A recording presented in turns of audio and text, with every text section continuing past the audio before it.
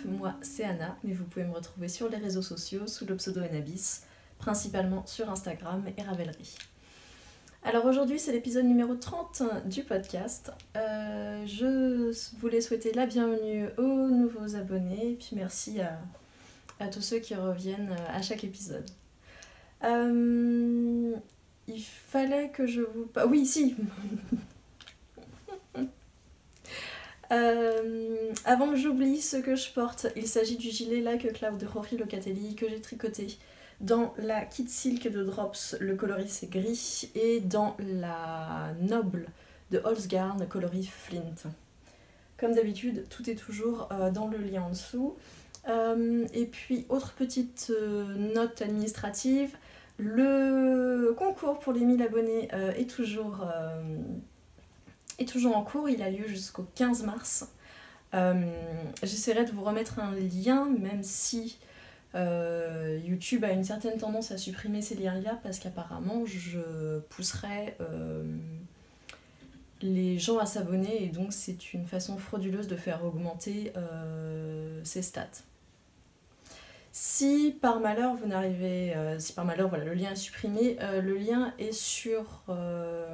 est dans mon Linktree. Vous pouvez trouver le lien dans ma bio sur Instagram, et j'essaierai de le mettre également dans la description en bas. Voilà pour ce qui était de l'administratif. Aujourd'hui encore, vous pouvez peut-être l'entendre, j'ai une voix un petit peu bizarre, ça fait un petit moment que ça dure. Je suis absolument pas malade en fait, c'est apparemment le traitement que je prends qui a un effet secondaire un petit peu compliqué sur ma gorge. Donc voilà. Aujourd'hui, on va parler d'un projet terminé. Je vais avoir 2 projets en cours. On va parler de coups de cœur. Et puis je vais aborder un thème qui m'avait été demandé en commentaire la semaine dernière sur comment se mettre à tricoter en anglais quand on ne maîtrise pas énormément l'anglais. Donc comment tricoter à partir d'un patron en anglais. Et puis voilà.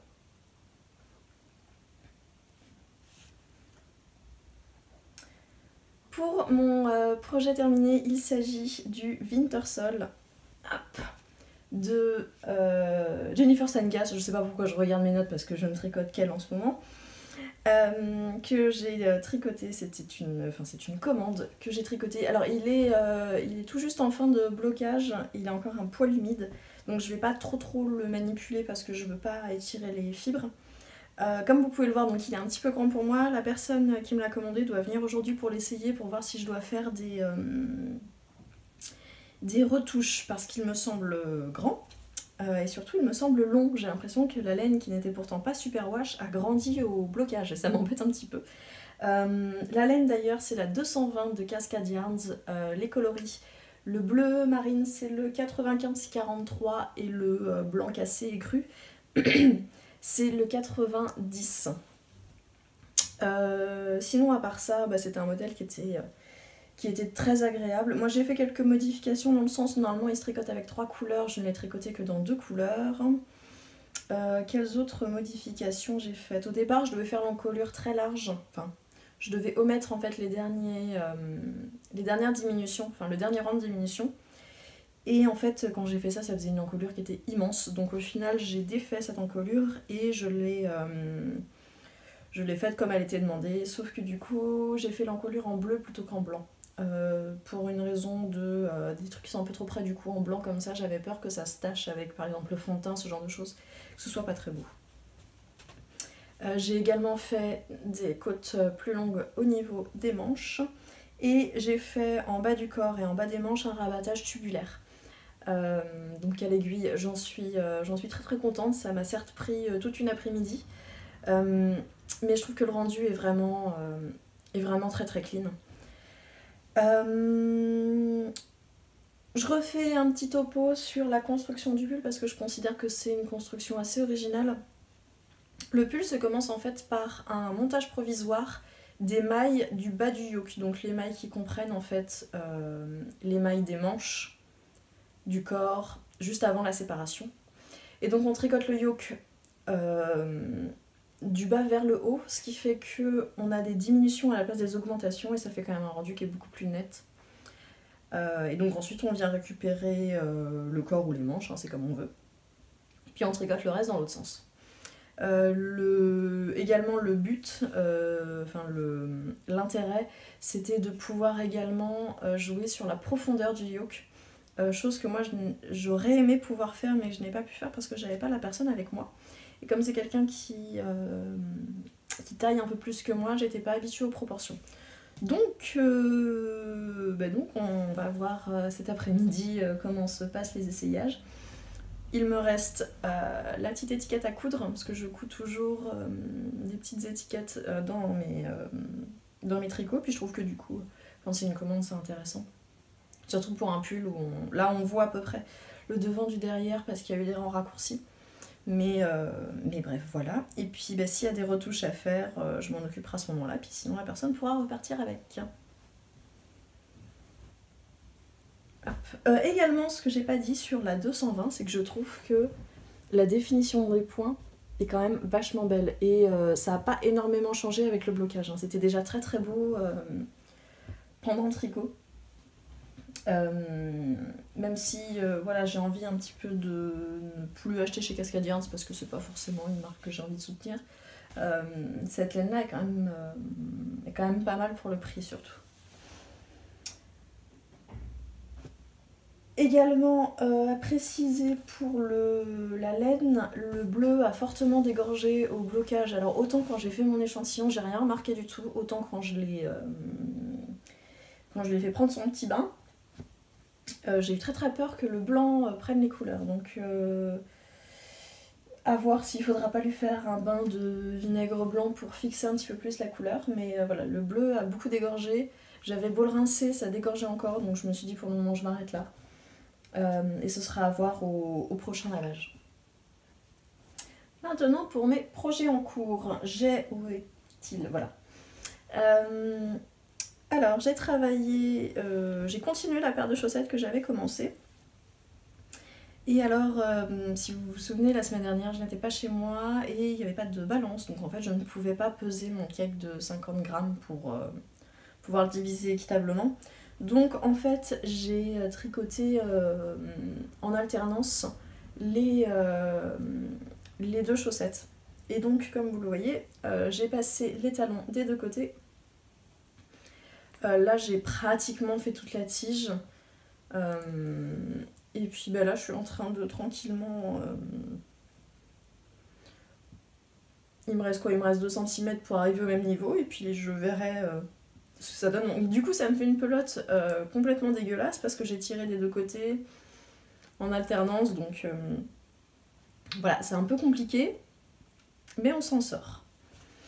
Les couleurs, le coloris principal c'est donc la base Superwash Merino Nylon de Felt Fusion. Le coloris c'est soit Fred soit George, comme j'expliquais avant, c'est un écheveau que j'ai reçu dans le cadre des vœux les nœuds, et donc c'est un écheveau de 50 grammes qui faisait partie d'un kit de 2x50 qui était donc Fred et George, mais je ne sais pas si j'ai reçu Fred ou si j'ai reçu George, ça importe peu parce que je les aime beaucoup. Je les ai associés à un mini que j'avais quand je faisais mes tests de bleu et au final je trouve que mon bleu est quand même pas mal du tout parce que là au niveau du talon, je sais pas si la luminosité est très bonne aujourd'hui. Parce que j'ai pas fait de point météo, mais il fait gris à tendance pluvieuse.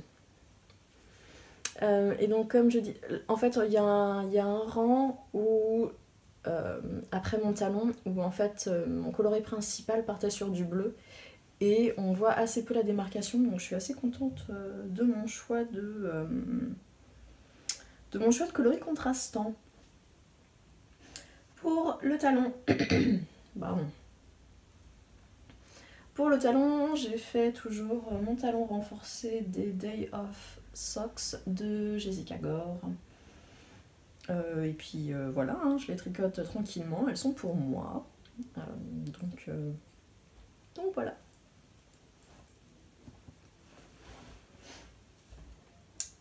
Et ensuite, mon second projet en cours, il s'agit d'un pull.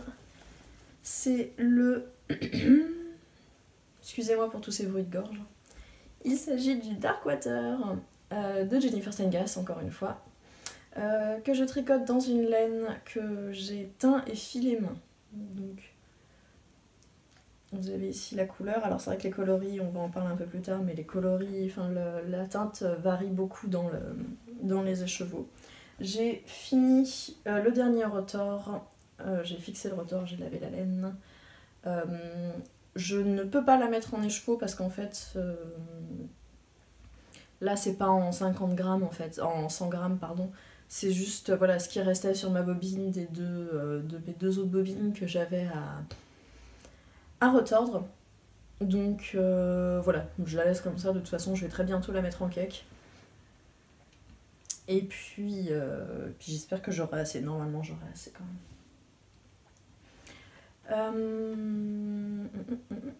La dernière fois je faisais le jacquard, donc là j'ai terminé le jacquard. J'ai séparé pour les manches et j'ai tricoté la moitié du corps. Il me reste encore 15 petits centimètres à faire plus les côtes. Les côtes que je fais en my-torse, que je les trouve plus jolies, surtout avec cette laine là qui est pas très régulière. Alors là où je commence à avoir un petit problème au niveau de ma teinture, c'est que, j'espère que ça va se voir à l'image, j'y arriver, c'est qu'en fait là on a vraiment des rayures, des changements de couleur. Je n'ai pas du tout fait de management de couleur, on va dire. Pendant que je filais, c'était vraiment un premier essai. Donc il y a des zones qui sont beaucoup plus sombres, j'ai des rayures, j'ai un peu de jaune de temps en temps, mais pas énormément pour que ce soit vraiment cohérent. J'ai pas vraiment alterné les écheveaux. Enfin, si, j'ai commencé à alterner en fait. Là, j'ai fait un changement parce que je voulais être sûre de... Comment dire ? De toute façon, ça me fait déjà des rayures. Donc, je vais faire des petites sections, mais je voulais pas avoir vraiment certaines rayures là et que le reste de mon corps soit vraiment avec des rayures très très différentes. Donc, je vais essayer de mélanger un petit peu pour... voilà. Pour essayer d'homogénéiser au mieux tout ça. J'ai dû changer pas mal... Enfin, j'ai dû prendre une taille beaucoup plus grande parce que mon échantillon ne convenait pas du tout, donc plus de mailles à tricoter. Mais bon, moi ça me dérange pas. Je le trouve très joli, je suis très très pressée de le porter et il est très doux. Voilà, voilà.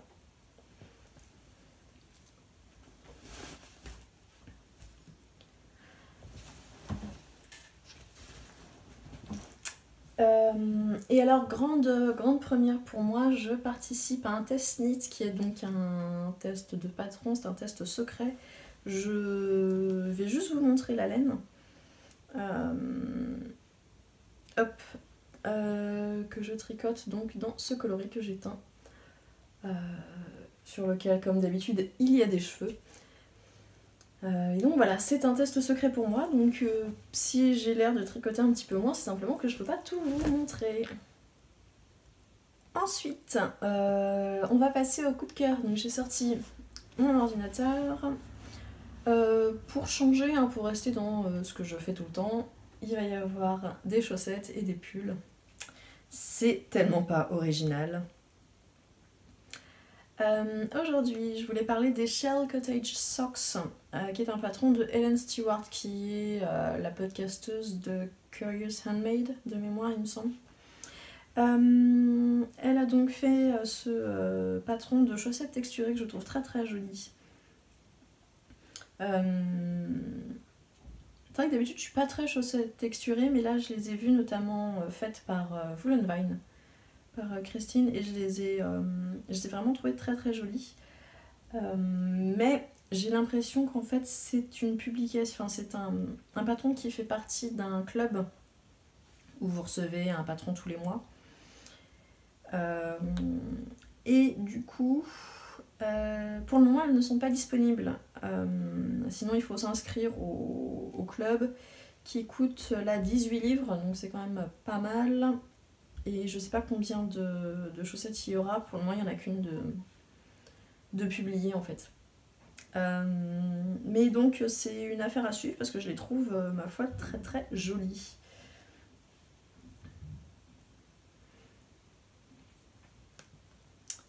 Ensuite, j'ai repéré un patron de gilet, le Evening Dew Cardigan de Ririko, qui est donc en fait un gilet sans boutonnage, donc voilà, un peu comme ce que je porte, très boxy, et qui lui est plus court hein, que le Like a Cloud.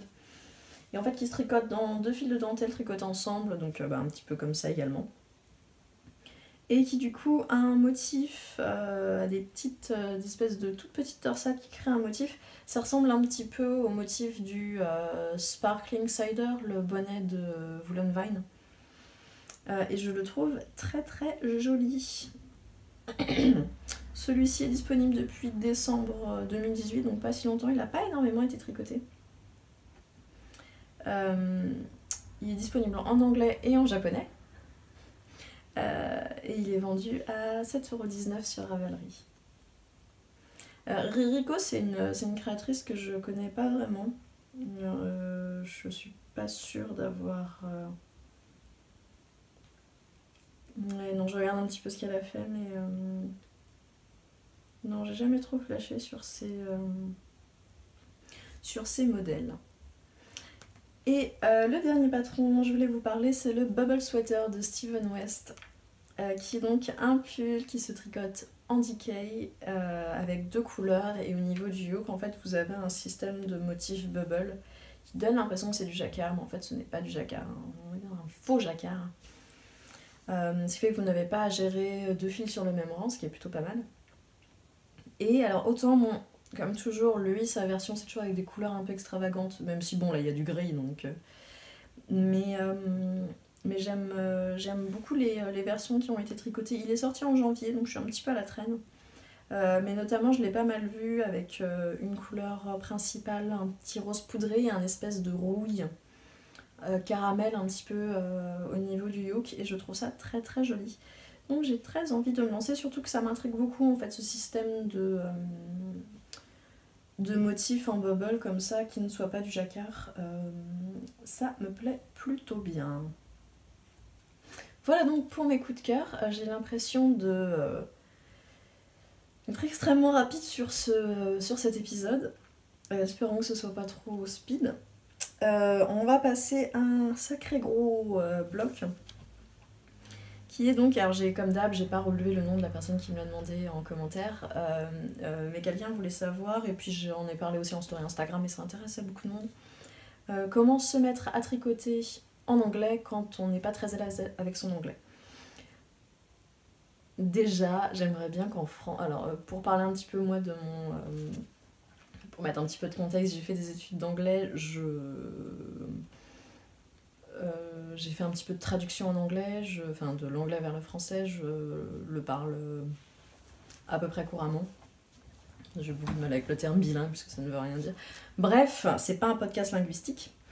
Mais en France, on a un très très gros complexe de l'anglais, où les gens sont persuadés que leur anglais est mauvais. On leur a toujours répété de toute façon que l'anglais c'était une langue facile, mais que de toute façon l'enseignement des langues en France était nul, et que du coup tous les Français sont nuls en anglais. Ce qui fait que, comme les gens sont persuadés qu'ils sont mauvais, ils ne pratiquent pas. Et donc, c'est un cercle vicieux qui fait que ça s'arrange jamais. Donc, vous n'êtes pas nul en anglais. L'anglais est une langue dure, une langue compliquée. J'essaierai de vous laisser un petit lien vers une chaîne de vulgarisation de linguistique qui parle notamment de pourquoi en fait l'anglais est une langue qui est compliquée. Même si elle est simplifiée par rapport au français sur certaines choses, la prononciation de l'anglais, c'est un calvaire en fait. Fallait pas que je me lance sur ce sujet-là parce que j'ai beaucoup à dire, mais en tout cas, ce que je voulais faire passer, c'est que il faut un petit peu qu'on se débarrasse de ces complexes de les Français ne savent pas parler anglais. On est sur du tricot, c'est quelque chose qui vous plaît, ça peut vous ouvrir plein de portes au niveau des patrons. lancez-vous. Il y aura toujours des façons de vous débrouiller pour comprendre un patron. J'ai listé quelques petites choses à faire avant de se lancer dans quoi que ce soit. Déjà, si vous ne l'avez pas fait, mettez votre Ravelry en français. Il faut aller tout en bas de la page, il me semble. J'essaierai de retrouver où c'est, je vous le mettrai quelque part. Alors, après l'habituelle interruption pour cause de plus de batterie, j'en étais à... Pour choisir votre premier patron en anglais, ce que je recommande le plus en fait, c'est de ne pas partir, ça paraît logique, hein, mais de ne pas partir sur un patron avec des techniques que vous ne connaissez pas, parce qu'elles seront du coup expliquées en anglais et ça va pas être le plus simple à comprendre. La plupart des patrons sont triés quand vous avez donc... vous avez un premier encart sur la page du patron, vous avez tous les détails... qui l'a fait, avec quel fil, quel métrage, quelle taille, etc. En dessous, en fait, vous avez une série de tags qui là, du coup, en fait, seront automatiquement traduits par la version française et qui vous donnent en fait toutes les techniques qui sont utilisées. Donc, je sais pas moi, un pull sans couture, tricoté du haut vers le bas, s'il y a des rangs raccourcis, s'il y a... Enfin voilà, vous avez compris l'idée. Ce qui peut être intéressant de faire, en fait, c'est de regarder dans toute cette liste-là si vous êtes à l'aise avec tous ces concepts et toutes ces techniques, pour pas vous retrouver dans de l'inconnu, dans une langue étrangère. Donc, le but, c'est de trouver un patron à son niveau technique, voire un tout petit peu en dessous pour le rendre quand même... pour pas se rajouter des handicaps, on va dire. Ensuite, ce qui est intéressant de faire, c'est de s'armer de plusieurs lexiques. Donc évidemment un lexique de anglais-français de termes de tricot, de termes techniques, mais également un lexique du vêtement et des parties du corps. Ça peut aider de savoir comment on dit une manche, comment on dit un col, comment on dit la taille, que ce soit la taille sur un modèle ou la taille en tant que partie du corps. J'essaierai également de vous mettre des liens dans la description vers des petits lexiques un petit peu comme ça. Et également d'avoir d'avoir à l'écrit des tableaux d'équivalence. Beaucoup de patrons vont donner des mesures en pouces, en inches, alors que vous allez avoir besoin de ces mesures-là en centimètres. Pour les pouces, c'est relativement simple parce qu'un pouce correspond à 2,5 cm. Donc on arrive à peu près à s'en sortir. Là où c'est plus compliqué, c'est entre les yards et les mètres. Par exemple, je me souviens jamais de combien fait un yard en mètres. Donc c'est pas, la différence n'est pas énorme, mais quand même ça peut servir notamment dans le calcul de votre métrage nécessaire. Donc ça a pas forcément, vous n'avez pas forcément besoin d'avoir un tableau imprimé d'équivalence de tout ça. Sachez que sur Google, vous pouvez directement taper par exemple votre mesure en yards. Donc vous tapez, je sais pas moi, 235 yards en centimètres. Vous faites rechercher et Google vous donne en fait l'équivalence. Idem avec tout ce qui est poids, mesure, etc. Avec cette petite formule-là, Google vous fait la conversion. Voilà, c'est le mot que je cherchais, conversion. Un petit truc aussi qui est bien de savoir, c'est que beaucoup des patrons en anglais qui seront donc américains, on va vous donner des tailles d'aiguille US. Si le patron est quand même bien fait, il va également vous donner les tailles d'aiguille en millimètres. Faites attention de ne pas vous tromper, notamment quand on part sur par exemple une taille 2, ça peut être finalement de l'US ou du millimètre, mais en vrai ça correspond pas du tout à la même chose. Donc c'est également important d'avoir ça en tête, de lire le patron avec les bonnes unités pour son usage à soi. Ça se tient ce que je dis. Une fois que vous avez tout ça, que vous avez choisi votre patron, que on va dire vous avez peut-être fait votre échantillon, que vous êtes prête à trouver votre taille, ce que je recommande beaucoup, c'est d'imprimer le patron et de faire une première lecture sans s'affoler et juste d'en fait surligner toutes les données qui correspondent à la taille que vous avez choisi de faire. Même ça, c'est un truc qui est bien à faire sur n'importe quel patron, hein, surtout quand vous avez énormément de taille. C'est pas mal voilà, de bien faire ressortir les données qui vous intéressent vous, et comme ça vous pouvez lire plus facilement votre patron et simplifier le processus. Et donc pendant cette lecture, je ne veux pas, surtout pas, que vous paniquiez en vous disant oh là là, je comprends rien à cette phrase sur la 3e page, quand je vais arriver à ça, comment je vais faire. Il faut s'inquiéter des choses au moment où on y arrive. Je sais que beaucoup recommandent de lire un patron en entier avant. Si le patron est bien fait, vous n'avez pas forcément de raison en fait de devoir comprendre tout votre patron avant. Moi par exemple, je suis pas quelqu'un qui arrive à visualiser, donc quand on me dit de faire un truc un petit peu obscur à un moment, bah, tant que j'ai pas en fait mon tricot sous les yeux avec exactement le nombre de mailles, la configuration nécessaire, j'ai aucune idée de ce que le designer veut me faire faire. Donc, quand vous allez vous mettre à tricoter, prenez les explications une à une. Vous inquiétez pas de l'explication numéro 18 ou du rang 53. On s'en occupera quand ça viendra. Également, dans tout ce qui est patron, première lecture, etc., n'hésitez pas à ajouter vos propres notes sur les patrons. Donc, vraiment, c'est votre patron. Vous prenez un crayon, vous rajoutez les notes. Mettons, je sais pas moi, il y a un terme d'un vêtement et vous n'arrivez vraiment pas à vous en souvenir. Vous notez également si le patron n'est indiqué qu'en pouces, surtout qu'en plus l'abréviation de pouces parfois dans certains modèles est indiquée avec 2 petits guillemets comme ça. Ça peut facilement se rater et en le lisant on peut rapidement se dire ah bah non c'est des centimètres. Centimètres et pouces c'est pas du tout la même chose. Autant yard et mètre on peut s'en sortir. Centimètres et pouces, on est très très loin du compte, donc pourquoi pas si votre patron n'est pas du tout converti en centimètres, faites-le à ce moment-là. Vous savez quand on vous dit continuez à tricoter jusqu'à ce que ça mesure, je sais pas moi, 2 pouces. Et bien vous faites votre calcul, vous notez qu'en fait ça correspond à 5 cm. Donc voilà, faites vos notes. Une fois que vous vous êtes lancé dans votre tricot, donc vous avez votre lexique de termes, d'abréviations, etc. Vous avez votre patron, vous faites l'aller-retour entre tout ça. Et là, vraiment, il y a un terme technique que vous ne comprenez pas. Vous ne comprenez pas ce qu'on vous demande de faire, c'est YouTube. Vous copiez, vu qu'on utilise un patron papier, vous recopiez vraiment précisément la partie technique qu'on vous demande de faire et vous cherchez sur YouTube. YouTube vous donne, il y aura forcément un tuto. Et si par malchance il n'y en a pas, il existe des groupes Ravelry de traduction anglais-français de patrons. Je suis sûre que là-dedans il y a des gens qui pourront vous aider à un petit peu décrypter ce qu'est la chose qu'on vous demande.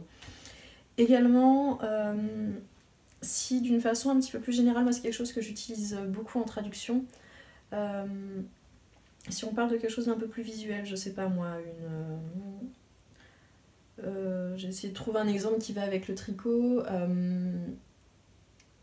un style de coupe par exemple, ou ce genre de choses. Utilisez Google Images. Parfois ça sert à rien d'avoir une traduction de quelque chose de visuel, mais parfois d'avoir juste l'image, ça vous permet vraiment de comprendre ce que la personne a voulu dire. Donc c'est pas mal, Google Images, je recommande.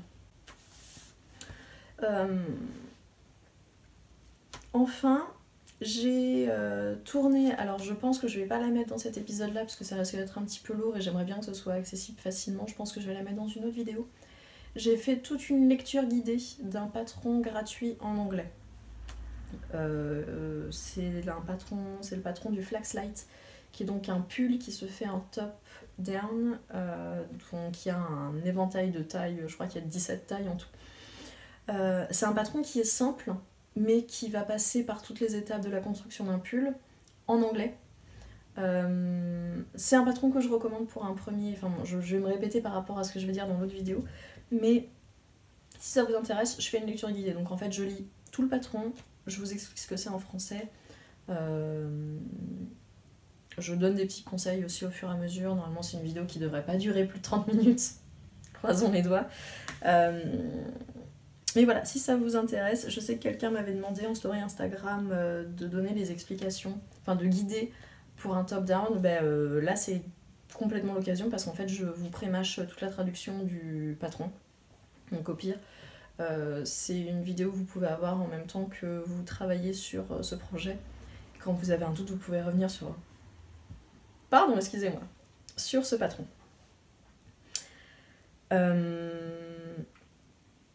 Et donc voilà, vraiment, s'il y a quelque chose qui vous pose problème, que vous ne comprenez pas, utilisez les outils enfin le merveilleux outil qu'on a à notre disposition en ce moment, qui est l'internet, les réseaux sociaux.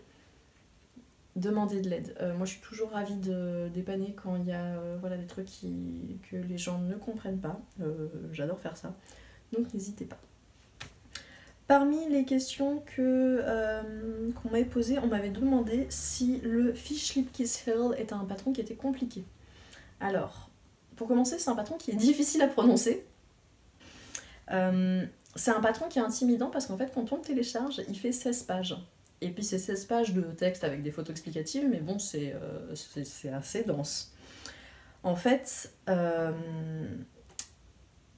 dans ce patron, il y a vraiment que 2 pages et un petit chose comme ça d'explications pour le talon. Le reste, c'est beaucoup à mon sens, de blabla et de techniques pour avoir des chaussettes qui vont parfaitement à votre pied. Et donc, ils expliquent comment prendre les mesures de votre pied avec un système de vous posez votre pied sur un carton, vous tracez, vous notez certains points au niveau de votre pied.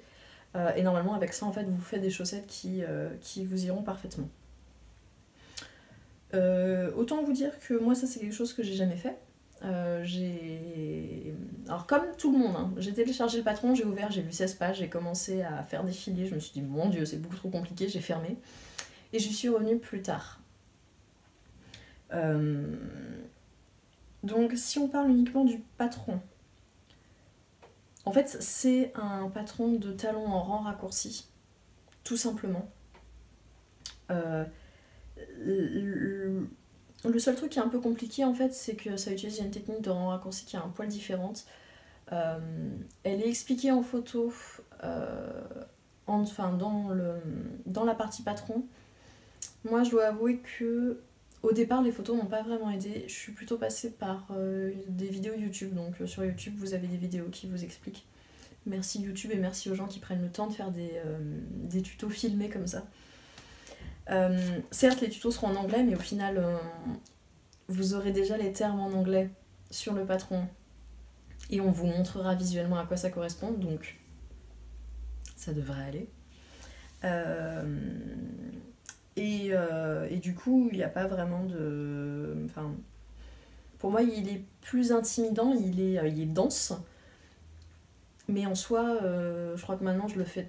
Enfin, ça m'arrive régulièrement de le faire de tête, en fait. Donc, après, est-ce que c'est un talon que j'utilise encore ? Oui, je l'utilise quand je fais des chaussettes avec le patron Cozy Striped Socks, pardon. Où justement c'est un mélange de talons avec gousset et de talons renforcés, et de n'importe quoi, de talons en rang raccourci. Et elle recommande d'utiliser le Fish Lip Kiss Heel, et du coup, comme c'est un patron payant, elle l'explique pas dans son patron à elle. Bref, je l'utilise, je le fais de tête la plupart du temps, donc c'est pas un patron qui est compliqué en soi. Pour résumer, en fait, je considère que pour le prix, il est vendu à 1,20$, donc je crois que ça fait 1,11€, un truc dans le genre. Moi, je trouve qu'en fait, ça vaut le coup de l'essayer si vous êtes encore à la recherche d'un talon qui vous plaît. Parce que c'est relativement pas cher compte tenu de tout le contenu en fait que vous avez. Si vous avez encore du mal à avoir des chaussettes qui vous vont, ça peut valoir le coup de regarder toute l'explication de comment mettre son pied, comment prendre les mesures de son pied, etc. Ça peut être intéressant. Moi, c'est vrai que c'est quelque chose que j'ai pas voulu faire parce que non. parce que je m'en sortais bien autrement, mais pourquoi pas. Je vais éternuer. Ok.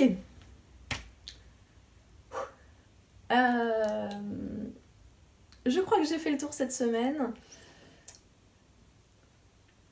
Est-ce que j'ai des futurs projets? Il me semble que normalement, probablement d'ici la semaine prochaine, je l'espère, j'aurai commencé un nouveau gilet, qui est une commande. Et puis, j'espère avoir bien avancé dans mon test NEET. Et puis voilà.